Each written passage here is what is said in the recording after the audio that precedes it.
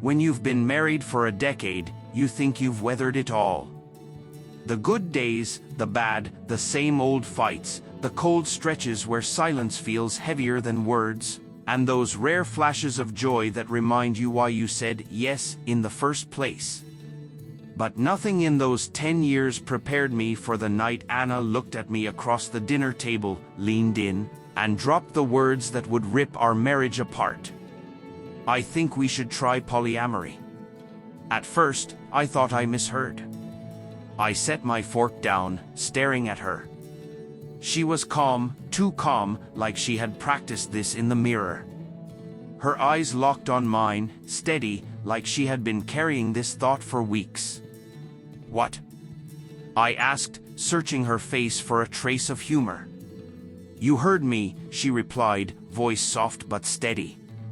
I think it's time we open our marriage, explore other people. The silence that followed was crushing.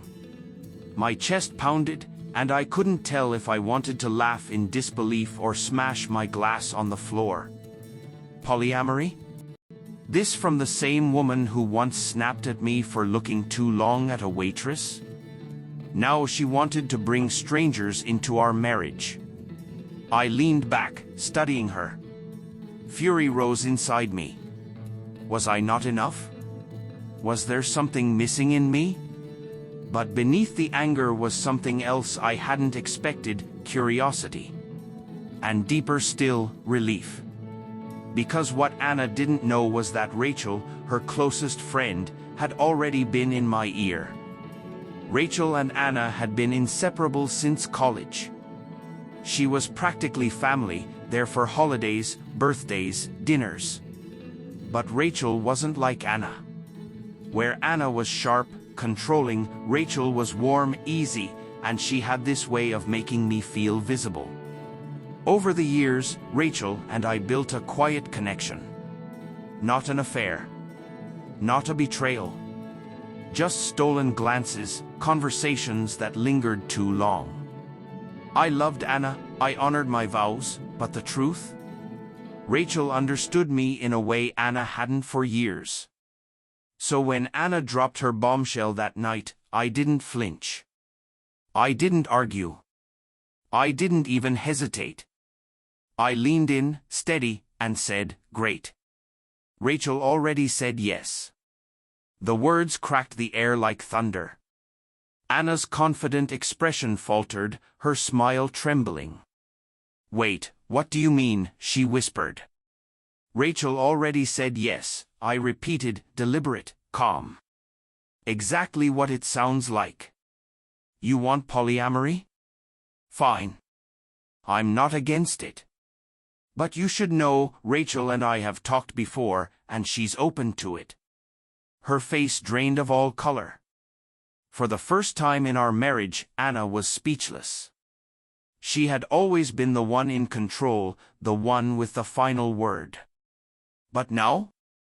Now she sat frozen, her mouth slightly open, her eyes darting as if searching for an escape hatch that didn't exist.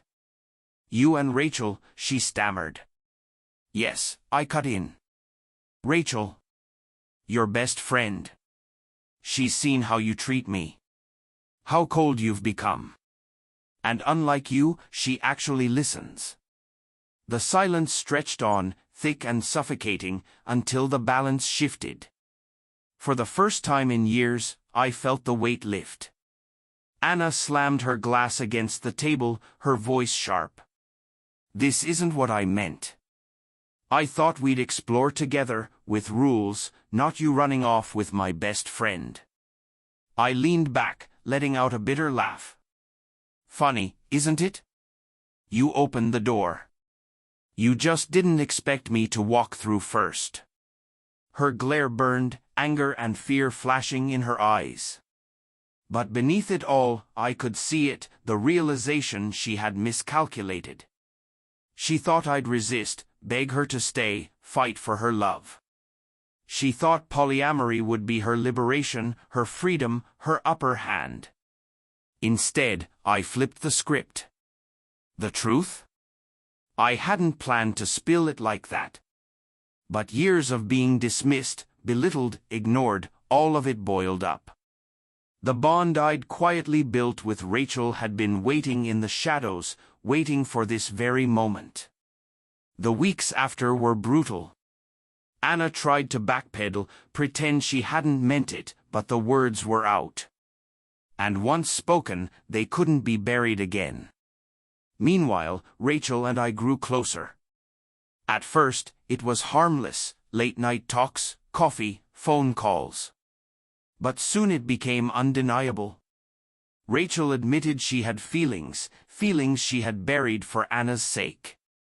But now the lines had blurred. Anna had cracked the door open, and Rachel and I had stepped right through. The night Rachel and I finally crossed the line wasn't reckless or rushed. It was gentle, natural, inevitable. For the first time in years, I felt wanted. I felt seen. Anna found out, of course. She always does. The fallout was nuclear. Screaming, crying, accusations. She called me a traitor, a liar. But every time she tried to play the victim, I cut her with the truth. You wanted this. You said polyamory. You opened the door. In the end, our marriage couldn't survive. Maybe it was doomed the moment she suggested it, or maybe the cracks had been there for years. But I wasn't broken anymore. I wasn't that man begging for scraps of affection. I had Rachel now, warmth, respect, understanding. Things Anna hadn't given me in years. Looking back, I realized Anna's words were both the ending and the beginning. Let's try polyamory. She thought she was setting herself free. But what she really did was set me free. And when I said, Rachel already said yes, it wasn't just a retort. It was the truth. Anna thought she held the power. But in the end, the choice was mine. And I finally chose to live. So if you've ever felt unseen, if you've ever been dismissed, remember, sometimes the door someone else opens is the very one that frees you. And if this story hit you, stay with us. Subscribe, be part of this community. Because the stories we share here, they remind us we're not alone.